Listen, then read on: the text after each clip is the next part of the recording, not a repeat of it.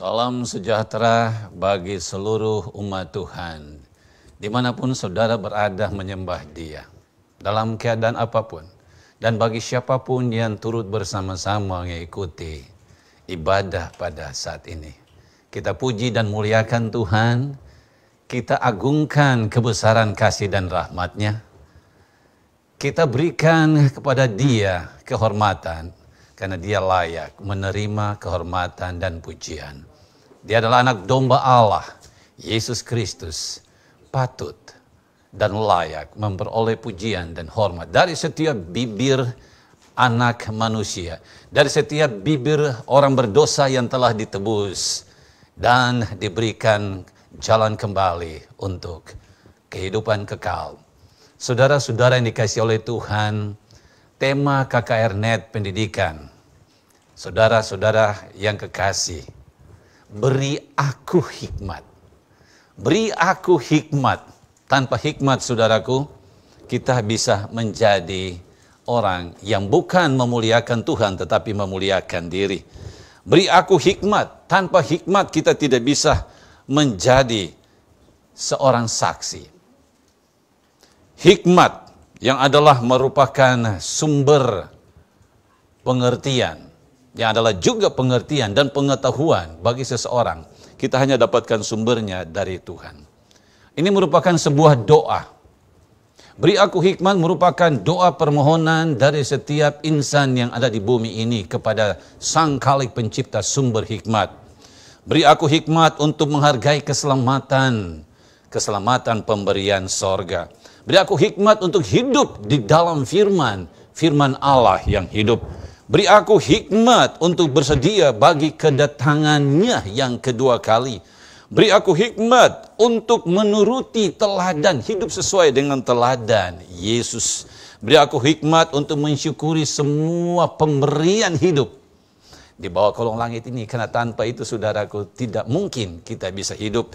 Beri aku hikmat untuk membuat pilihan yang tepat, pilihan untuk menerima Yesus. Dan pada hari Sabat ini Tuhan kita yang begitu baik, saudara yang dikasihi oleh Yesus, kita butuh hikmat dan kita perlu berdoa untuk hikmat dari sorga, agar kita bisa menjadi saksi kebenaran Tuhan. Untuk itu saudara-saudara, sahabat edukasi dimanapun saudara ada, kita akan membuka firman yang kudus. Saya undang kita sejenak untuk berdoa. Kita butuh hikmat dan kuasa sorga untuk memahami rancangan dan kehendak Allah kita. Bapa di sorga, curahkanlah hikmat sorgawi. Dikala mana kami mendengar akan suara-Mu, penuhilah kami dengan kuasa-Mu untuk memahami benar dan berkeputusan melakukan seluruh kehendak-Mu. Bersabdalah ya Bapa, dalam nama Yesus. Amin. Saudara-saudara yang dikasihi oleh Yesus, beri aku hikmat yang merupakan doa setiap orang yang telah ditebus oleh Tuhan. Mari kita buka di dalam Amsal Fatsal yang ke-9 ayat yang ke-10. Bagaimana supaya kita bisa memiliki hikmat? Oke, hari ini tema kita pada puncak dari seluruh rangkaian yang telah dibahas sejak hari pertama. Pada hari ini, kita butuh hikmat agar bisa menjadi saksi kebenaran Tuhan. Dan bagaimana supaya kita dapatkan hikmat itu, saudara? Amsal 9 ayat yang ke-10 mengatakan permulaan hikmat adalah takut akan Tuhan. Pada hari ini, kita butuh hikmat. Permulaan hikmat adalah agar takut bisa menjadi akan Tuhan. Kebenaran hormat Tuhan. Akan Tuhan. Dan bagaimana supaya kita dapatkan hikmat itu, saudara? Takluk kepada Tuhan. Menghargai Tuhan Sang Pencipta dan sumber hikmat itu. Dan mengenal Yang Maha Kudus adalah pengertian. Hikmat dan pengertian sumber hanya pada Tuhan. Dia. Takut akan Tuhan adalah sumber atau permulaan pengetahuan. Dan mengenal Dia, sejauh mana saudara dan saya hidup menghargai Tuhan. Sejauh mana saudara dan saya hidup menghormati Tuhan. Sejauh mana saudara dan saya hidup kenal sama Tuhan. Sejauh mana saudara kenal Allah pencipta. Sejauh mana saudara kenal Yesus juru selamat yang sumber hikmat. Sejauh mana kita membangun hubungan yang sangat indah dengan Dia. Vertical relationship with the source of wisdom and knowledge and understanding. Sumber hikmat, sejauh mana anak-anak Tuhan yang mengaku pengikut Yesus membangun hubungan dengan Dia. Karena hubungan vertikal kita, yaitu dengan Allah sumber hikmat, maka kita bisa kenal benar apa maunya. Kita bisa kenal Dia dengan lebih dekat. Dan ini saudara, hubungan vertikal kita dengan Tuhan. Dan dari sanalah saudaraku, bila kita sadar kita kekurangan hikmat, kita sadar bahwa kita kekurangan pengertian. Saudara dan saya sadar bahwa kita kekurangan pengetahuan, maka kita akan datang kepada Dia dengan rendah hati dan memohon daripadanya, memohon kepadanya. Seorang rasul besar, Yakobus, mengatakan dari pasal 1 buku Yakobus ayat yang kelima, tapi apabila di antara kamu ada yang kekurangan hikmat, hendaklah ia memintakannya kepada Allah. Tidak ada cara lain saudara dan saya memintakannya kecuali kita membangun hubungan yang dekat dengan Dia. Kita berjalan bersama dengan Dia. Dan di saat mana saudara dan saya menyadari tidak punya hikmat atau kurang hikmat, kurang pengertian, kita akan bermohon kepada Dia, ya Allah sumber hikmat. Penuhilah hamba-Mu dengan hikmat sorgawi. Penuhilah hamba dengan pengertian sorgawi. Seorang raja. Raja yang kita kenal, raja bijaksana, yang paling bijaksana. Dikala Allah mengangkat, mengurapi dia menjadi raja. Menggantikan ayahnya, Salomo. Dia sadar dia butuh hikmat memimpin bangsa yang besar. Dia berdoa. Satu Raja-Raja pasal 9, saudara bisa dapatkan itu. Satu Raja-Raja pasal 9. Pasal 3 ayat 9 maksud kami. Satu Raja-Raja 3 ayat 9 dan juga ayat yang ke-12. Dia berdoa meminta, ya, meminta kepada Allah, ya. Doa Salomo meminta hikmat. Ayat yang ke-9. Maka berikanlah kepada hamba-Mu ini hati yang faham menimbang perkara. Tidak mudah bagi seorang raja memimpin bangsa yang besar. Saudara dan saya, bila kita kurang hikmat, kita punya Allah sumber hikmat. Seperti Salomo kita memohon, berilah aku hikmat ya Tuhan. Kita butuh hikmat untuk memahami rancangan ilahi. Kita butuh hikmat untuk memahami kehendak Allah. Kalau Salomo minta dan Allah berikan, di dalam Yakobus 1 ayat 5 tadi, minta. Kurang hikmat, minta, Allah akan berikan kepada saudara dan saya. Dan hikmat yang bukan dari dunia, hikmat yang asalnya dari sorga. Hikmat yang adalah amat penting bagi saudara dan saya memahami seluruh kehendak Tuhan. Ya. Nah saudara-saudara, berbicara tentang permohonan memiliki hikmat ini, Nabi besar Musa dalam perjalanan dengan bangsanya, dia melayangkan doa khusus mewakili umat, mewakili bangsa pilihan Tuhan, keluar dari tanah Mesir menuju Kanaan. Dia berdoa dan dia berkata kepada Tuhan. Saudara, kita baca di dalam Mazmur pasal yang ke-90. Ayat yang ke-12, bagian penggalan dari doa seorang nabi yang besar. Memimpin bangsa yang besar. Menuntun, membimbing bangsa yang besar yang Allah pilih untuk membawa mereka ke negeri perjanjian itu. Ayat yang ke-12 pasal 90 dari buku Mazmur. Ajarlah kami menghitung hari-hari kami sedemikian hingga kami beroleh hati yang bijaksana, memiliki hati yang arif, memiliki hati yang penuh pengertian, memiliki hati yang penuh hikmat. Tetapi itu tidak bisa didapat saudaraku, kecuali kita belajar berhitung. Musa berdoa, Tuhan ajarlah kami umat-Mu ini berhitung, hitung hari-hari perjalanan selama keluar sampai hari ini. Betapa baiknya Tuhan, perlindungan-Mu, kuasa-Mu, kebaikan-Mu, kesetiaan-Mu, kasih sayang-Mu telah Engkau wujud nyatakan. Perbuatan-perbuatan besar yang luar biasa yang belum pernah terjadi. tol laut pertama, mulus jalan menyeberangi Laut Merah. Doa seorang hamba yang penuh dengan kerendahan hati dan kelemah lembutan ini, Tuhan ajar bangsa umatmu ini menghitung hari. Dikala saudara dan saya belajar menghitung, disitulah kita akan sadar, tanpa Tuhan kita ini tidak ada apa-apa. Tanpa kemurahannya saudara dan saya tidak lebih dari tanah yang tidak punya arti. Bangsa harus belajar, saudara dan saya sementara menuju ke tanah Kanaan sorgawi, untuk memiliki hikmat, belajar berhitung. Sudah berapa lama saudara hidup di dunia? Para guru, para pendidik, anak-anak didik, umat Tuhan. Sudah berapa lama Allah izinkan saudara hidup di dunia ini? Setiap tahun kita merayakan hari ulang tahun kita, hari wedding anniversary kita, pernikahan dan sebagainya. Sudah berapa lama saudara telah menerima Yesus? Pada waktu saudara dan saya dibaptiskan, kemudian berjalan dengan Dia. Apakah kita menghitung hari-hari perjalanan kita dengan Dia ini? Lalu melihat betapa baiknya juru selamat itu. Betapa baiknya Dia menyertai saya, ups and down saya. Menghadapi tantangan, menghadapi cobaan, godaan, menghadapi kesukaran, hidup penderitaan.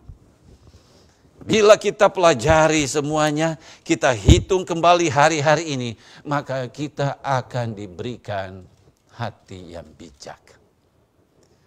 Umat Tuhan yang dikasihi oleh Yesus, saudara, sahabat, edukasi, dimanapun kita berada, saya, saudara, butuh hikmat. Mari kita belajar kebaikan Tuhan, kemurahan Tuhan.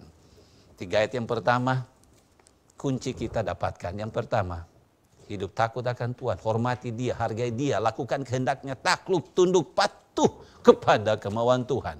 Bila kurang, minta. Dan dikala Dia berikan, lakukanlah yang benar. Perlu menghitung berkat-berkat Tuhan agar kita memperoleh hati yang bijak. Nah, judul hari ini, berilah aku hikmat untuk menjadi apa? Menjadi saksi. Ya, tidak bisa saudara dan saya menjadi saksi kalau tidak punya hikmat, akan menjadi saksi dusta. Ini banyak yang sedang terjadi. Bagaimana Sir Emon? Banyak saksi dusta di pengadilan, banyak yang saksi dusta. Di mana-mana banyak saksi dusta. Di dalam gereja juga banyak yang menjadi saksi dusta. Kebenaran telah diputar-balikan oleh manusia yang di belakangnya ada aktor besar, yaitu Lucifer yang telah dibuang. Dia tahu waktunya singkat. Dia tahu dia akan dapat penalti terakhir. Dia gunakan agen manusia untuk memutarbalikkan kebenaran dan menjadi saksi dusta, bukan kebenaran. Saudara dan saya perlu menjadi saksi, tetapi saksi tentang kebenaran Tuhan. Nah, untuk jadi saksi kebenaran Tuhan, kita perlu punya hikmat dari Tuhan, sumber itu. Anak-anak didik, para kekasih edukasi di mana kita berada, umat Tuhan. Bagaimana supaya kita menjadi saksi, dan Tuhan telah janjikan kita untuk menjadi saksi. Dia janjikan kuasa di dalam Kisah pasal 1 ayat yang ke-8. Tapi kamu akan menerima kuasa. Kamu akan terima kuasa kalau Roh Kudus turun ke atas kamu, dan kamu akan menjadi saksi. Ya. Jadi kita butuh hikmat, ada di satu sisi. Kita butuh hikmat untuk melihat kebaikan Tuhan, dan maunya Tuhan bagi saya adalah saya mau jadi saksi. Dan Tuhan berikan kepada kita kepastian, jaminan. Kamu akan menjadi saksi bagiku bila kamu terima kuasa. Saudara dan saya juga perlu berdoa, bermohon. Bukan hanya hikmat tetapi kuasa. Kuasa itu ada pada Dia. Dan kamu akan menjadi saksi bagiku. Di mana mulainya? Mulai dari Yerusalem, terus Judea, Samaria, dan ke seluruh dunia. Saudara perlu menjadi saksi dimanapun saudara berada, dalam konteks yang paling kecil, sempit, unit terkecil di dalam keluarga, tetangga, jemaat, masyarakat, di sekolah, dan seterusnya, dan seterusnya. Hanya mereka yang siap terima sebuah amanah sorga menjadi saksi adalah mereka yang berhikmat. Bila saudara dan saya telah menerima Yesus kemudian tidak menjadi saksi, itu persoalan. Itu persoalan, sebentar kita akan dapatkan. Jadi Allah menjanjikan kita kuasa. Hikmat dia berikan untuk memahami rancangan keselamatan yang perlu dilanjutkan. Dan saat itu dia berikan kita kuasa dan kita akan menjadi saksi. Tuhan, beri aku hikmat untuk menjadi saksi kebenaran-Mu. Saudara, menjadi saksi itu bukan maunya kita sendiri. Saudara lihat di dalam Matius pasal 28. Matius 28 ayat 19, ayat 20, apa dia katakan? Ya, padaku ada kuasa. Ayat yang ke-19 dulu. Ya. Karena itu, ayat yang ke-18. Yesus mendekati mereka dan berkata, kepadaku telah diberikan segala kuasa di sorga dan di bumi. Karena itu, jadi ada kuasa, ada jaminan yang pasti. Setelah engkau memiliki hikmat, engkau berkeputusan untuk menjadi saksi, aku berikan engkau kuasa. Kuasa. Karena itu, pergi, ya, jadikanlah semua bangsa muridku. Itu merupakan perintah Allah, menjadi saksi, bukan perintah manusia. Bukan perintah gereja manapun. Itu perintah Sang Khalik Pencipta, Sang Penebus, Sang Penopang hidup ini. Dia adalah Allah semesta alam, the Lord of the Lord, the Lord of the host. Semua dialah yang memerintah saudara dan saya untuk menjadi saksi. Pergi. Yang tadi di Kisah 1 ayat 8. Engkau terima kuasa, engkau akan jadi saksi. Menjadi saksi, saudaraku, adalah perintah Tuhan. Roma 3 ayat 24. Menjadi saksi adalah wujud orang yang telah memperoleh keselamatan daripada Yesus. Melalui Yesus, saudara dan saya telah dibenarkan di hadapan Allah. Menjadi saksi adalah wujud saya telah memperoleh keselamatan melalui Yesus. Saya terima dengan iman dan saya menjadi saksi. Menjadi saksi adalah merupakan karakter dari mereka yang disebut sebagai pengikut Yesus. 1 Petrus 2 ayat 9 saya ingin bacakan. 1 Petrus 1 ayat yang kedua. Nah, ini luar biasa.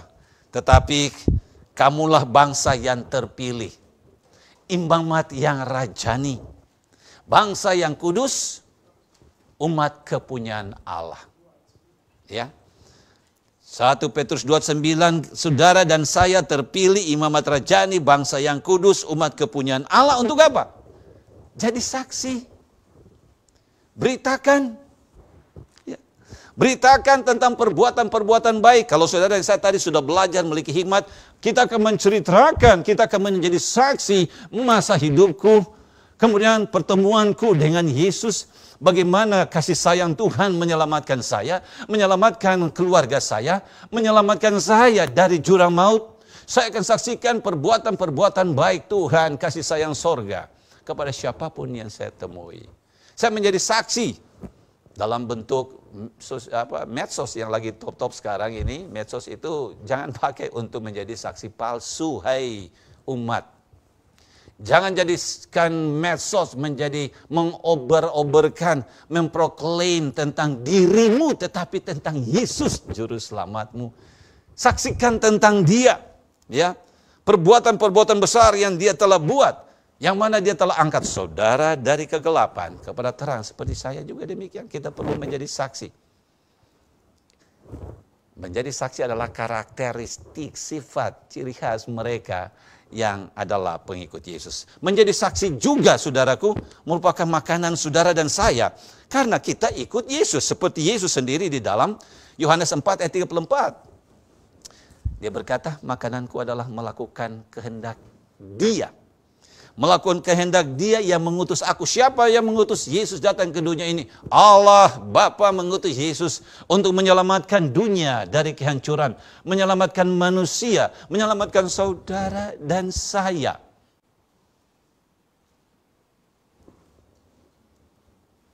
Makananku. Yesus saat itu sedang berbicara dengan seorang wanita Samaria. Dan dia mau pastikan kepada murid-murid pengikutnya untuk menjadi saksi, itulah makanan Anda. Saya menjadi saksi, saya menceritakan tentang kasih Allah Bapa kepada perempuan ini. Itulah makanan saya. Itu juga harus menjadi makananmu sebagai pengikutku. Itu juga harus menjadi makanan saudara dan saya. Saudara-saudara sahabat edukasi, umat Tuhan yang sudah terima Yesus, kita perlu menjadi saksi dan itu harus menjadi makanan kita. Bahkan itu menjadi pola hidup kita, saudara. Pola, ya, Christian lifestyle. Pola hidup kekristenan sejati, yaitu menjadi saksi bagi Yesus. Matius 5, ayat yang ke-13, kamu adalah apa? Garam dunia. Ayat yang ke-14, kamu adalah apa? Terang dunia. Kita perlu menjadi saksi bukan hanya kata-kata kita, tetapi hidup kita. Di mana kita berada. Di lingkungan manapun saudara berada. Saudara adalah saksi hidup. Your life is the living sermon. Ya.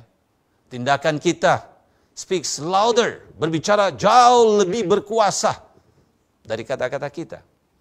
Allah ingin saudara dan saya, dan dia katakan, you are the salt of the world. Engkau adalah garam dunia. Saksi, di mana saya berada, jadi sedap itu situasi. Jangan di mana saya berada, di situ menjadi resah. Jangan di mana saya berada, situ semua tidak tenang. Jangan di mana saya berada, di situ semua kacau. Di rumah kacau. Di tempat kerja kacau. Di sekolah kacau, di masyarakat kacau, di lorong-lorong kacau karena saya ada di situ. Bukan garam, saudara. Allah menggunakan ilustrasi garam, penyedap, pengawet, obat bagi yang sakit, pengawet, penyedap, dan seterusnya, saudaraku.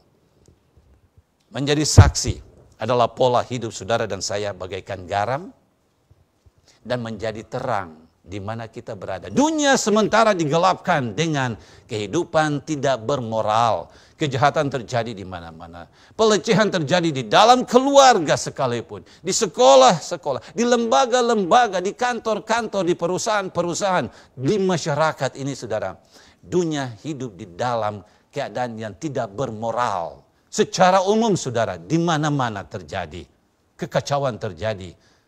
Pelecehan, pemerkosaan, ya, gosip dengan segala macam, sehingga menghancurkan pribadi orang, menghancurkan rumah tangga orang, menghancurkan institusi, menghancurkan daerah, desa, bahkan mau menghancurkan negara.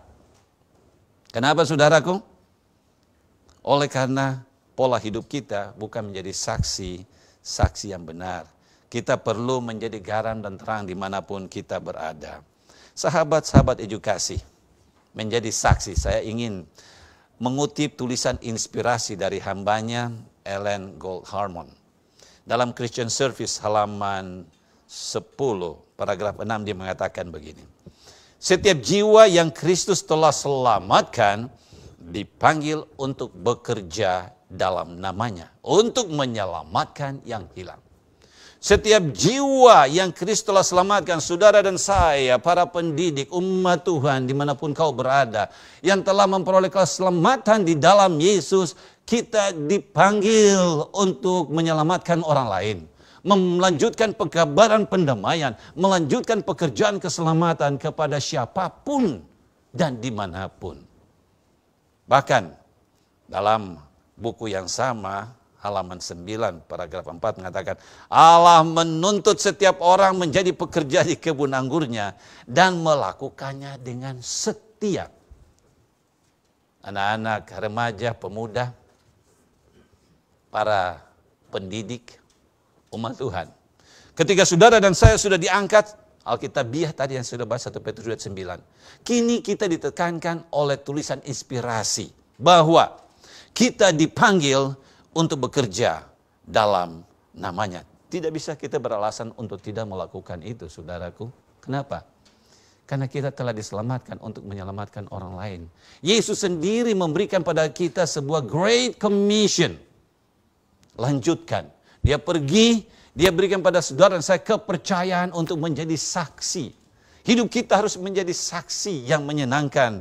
Menyenangkan Khalik pencipta kita. Menyenangkan juru selamat kita. Ya. Menjadi saksi. Sebab saudaraku, konsekuensinya ada. Saya lanjutkan. Pasal 8, maksud kami halaman 8 dari buku Christian Service. Paragraf 1 dia katakan begini. Jika kita tidak sudi membuat pengorbanan khusus untuk menyelamatkan jiwa-jiwa yang siap binasa, Jika saya tidak sudi untuk berkorban menjadi saksi, melayani, membawakan kabar keselamatan itu, katanya, bagaimana bisa kita diperhitungkan layak memasuki kota Allah? Ya, saya suka kalau pianis bisa duduk di sana, mainkan tuh lagu Oh Jerusalem, ya. Ya, oh Jerusalem, nyanyi itu lagu, oh Jerusalem, ya. Kita punya kerinduan untuk pulang. Saudara dan saya punya kerinduan untuk pulang. Kita penanti kedatangan Tuhan. Kita mengaku pengikut Yesus, kita sementara menanti kedatangannya yang kedua kali. Sudahkah saya menjadi saksi yang benar? Sudahkah saya menjadi saksi yang jujur di hadapan Allah? Boleh deh. Ya, di studio kita, saudara-saudara, ada alat musik. Coba kita gunakan ini dan kerinduan saudara dan saya untuk bertemu dengan Yesus. Oh Jerusalem, kota. Nah itu dia. Iya, boleh kasih kuat dikit. Ya. Oh Jerusalem, kota mulia, hatiku rindu ke sana. Sekali lagi, oh Jerusalem. Oh, silakan umat Tuhan di rumah di mana saudara berada, mari kita bernyanyi. Kota mulia, hatiku rindu ke sana. Tak lama lagi, tak lama lagi. Tak lama lagi Tuhanku datang. Bawa saya masuk sana. Tak lama lagi saudaraku, tak lama lagi Tuhanku datang. Bawa saya masuk sana. Saudara mau pulang, mau bertemu dengan Yesus, harus jadi saksi bagi Yesus dulu. Sebab kalau tidak jadi saksi, maka tidak layak masuk. Untuk jadi saksi akan berkorban waktu, akan berkorban tenaga, berkorban pikiran, korban perasaan, korban segala-galanya, bahkan harta dan hidup ini. Kita perlu korbankan. Itulah Yesus yang telah menjadi saksi hidup. Dia korbankan semua dan dia mau saudara dan saya untuk bertemu dengan dia perlu menjadi saksi. Menyaksikan tentang kebenaran Yesus, tentang keselamatan. Kadangkala kita menjadi saksi seperti saya katakan pada awal tadi, saksi dusta, saksi yang salah. Kebenaran Allah yang harus kita saksikan, bukan kebenaran manusia. Ya. Di dalam Yesaya 64 ayat yang ke-6. Bagaimana tentang kebenaran manusia? Demikianlah kita sekalian seperti seorang najis dan segala kebenaran seperti kain kotor. Kebenaran saudara dan saya bagaikan kain kotor yang sudah usang, yang tidak layak, yang tidak pantas. Dan itulah kebenaran manusia yang seringkali diangkat, yang seringkali disanjung, yang seringkali ditinggi-tinggikan. Oh bukan itu saudaraku, Allah berkehendak saudara dan saya untuk menjadi saksi tentang Yesus, tentang kebenaran Yesus. Kebenaran Yesus yang harus dikumandangkan dan sudah dikumandangkan sejak malam pertama sampai pada saat ini. Luar biasa, terima kasih para pembicara.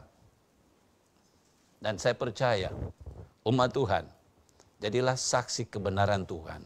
Di dalam Yohanes pasal 17 ayat 17, kuduskanlah mereka, inilah doa Yesus. Ya.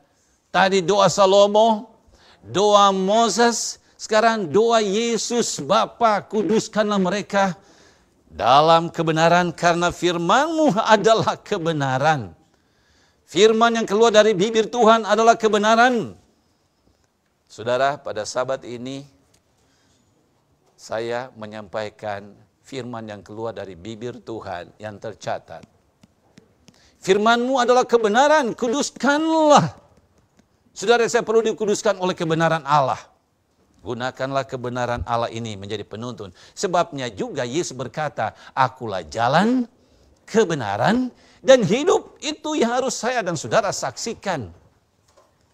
Itu yang saudara dan saya perlu kumandangkan, perlu khotbahkan, perlu ajarkan, perlu hidupkan di dalam kehidupan kita setiap hari. Kebenaran Kristus. Kebenaran Kristus, bila saudara memiliki hikmat dan menjadi bijak, menjadi hikmat, dapat kuasa, saudara tahu persis jalan mana yang saudara akan jalani. Kebenaran siapa? Bukan kebenaran manusia, tapi kebenaran Tuhan. Saudara akan memilih apa yang Yesus katakan. Jalan masuk di pintu yang sesak, di jalan yang sempit. Matius 7 saudara pelajari itu setelah khotbah Yesus dari pasal 5 buku Matius. Dia mintakan saudara dan saya masuk di jalan yang sempit, lewat pintu yang sesak. Penuh tantangan, penuh pergumulan, tidak akan bebas karena kita perjalanan kita ke sorga, kita perlu dituntun oleh pola hidup, yaitu pola hidup yang memiliki kebenaran. Kebenaran ini akan menuntun saudara dan saya. Kalau kebenaran manusia, mereka akan memilih untuk berjalan di jalan yang luas, pintu yang lebar terbuka. Mau apa saja silakan. Menyenangkan mata silakan, menyenangkan telinga silakan. Hai orang-orang muda, remaja, bahkan umat Tuhan, orang dewasa yang berumah tangga, menyenangkan hawa nafsu dunia silakan, itu ditawarkan oleh dunia. Itulah jalan yang luas, itulah pintu yang lebar. Saudara tidak akan dihalangi oleh siapapun dan apapun. Saudara akan berjalan dengan bebas menikmati semua kesedapan, menyenangkan indera-indera yang ada pada diri saudara dan saya. Tetapi apa kata firman Tuhan? Saya baca Matius pasal 7. Saudara punya Alkitab. Matius pasal 7. Saya balik lagi. Ayat yang ke-13. Masuklah melalui pintu yang sesak. Ya, karena lebarlah pintu dan luaslah jalan yang menuju kepada kebinasaan. Dan banyak orang yang masuk melaluinya. Pendidikan Advent, pendidikan yang menawarkan pintu yang sesak. Jalan yang sempit, sesuai dengan aturan Tuhan. Karena pendidikan yang ditawarkan oleh dunia adalah kesedapan. Ya, pintu yang lebar, jalan yang luas. Tapi ingat, ujungnya adalah kebinasaan. Saudara akan memilih yang mana? Kebenaran manusia pada saat dia mengandalkan yang dari manusia. Dia ikut petunjuk manusia. Dia tidak ikut petunjuk Tuhan. Maka dia sedang membangun rumahnya di atas pasir. Pasal 7 ayat 24 sampai 27. Dua macam dasar. Kita akan disebut orang bodoh. Kebenaran Allah telah diberikan. Berdoalah minta hikmat, berdoalah minta kuasa untuk membangun rumah keselamatan Anda di atas batu karang, bukan di atas pasir.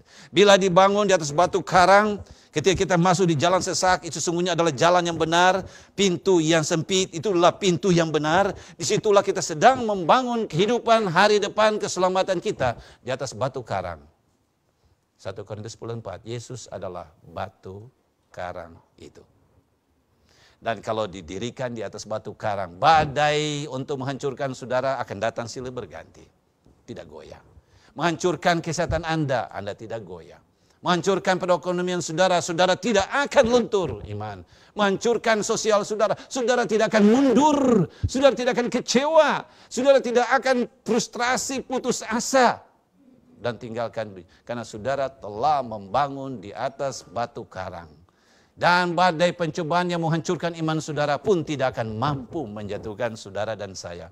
Karena kita membangun di atas Yesus. Saudara, ini yang perlu kita saksikan kepada dunia. Dalam kehidupan kita, kita saksikan melalui hidup, kita saksikan melalui perkataan kita. Kehidupan kita, perkataan kita haruslah seirama. Pada hari Sabat Tuhan yang diberkati ini, saudaraku, kebenaran Tuhan perlu disaksikan. Saya mau kasih satu kesaksian pendek sekali. Dari tanggal 5 kemarin sampai hari ini ada acara pertemuan dengan Kementerian pendidikan vokasi yang dilakukan di Novotel. Kami dari pendidikan, dari Dinas Vokasi Provinsi mengundang Max untuk terlibat di sana membuat MOU, dari pendidikan Uni juga ikut. Persoalannya kemarin, acaranya panjang dan penandatanganan MOU di jam 7.08 tadi malam. Saudara, inilah godaan. Terima bantuan berkat besar, tapi harus tunggu sampai jam. Saya katakan, saya hadir, saya bilang jam 4.05 out. Saya katakan kepada perwakilan dari Max, Ibu Ramski juga ada, dan juga Diana. Bilang sama dinas, Advent itu ibadahnya begini, matahari maghrib, ini begini. Jadi bersyukur kalau diterima. Kalaupun enggak, kita mau pulang karena kita mau beribadah. Pergumulan, dinas menolong sekali, tetapi dari pusat seperti bilang enggak bisa. Sudah sampaikan aja.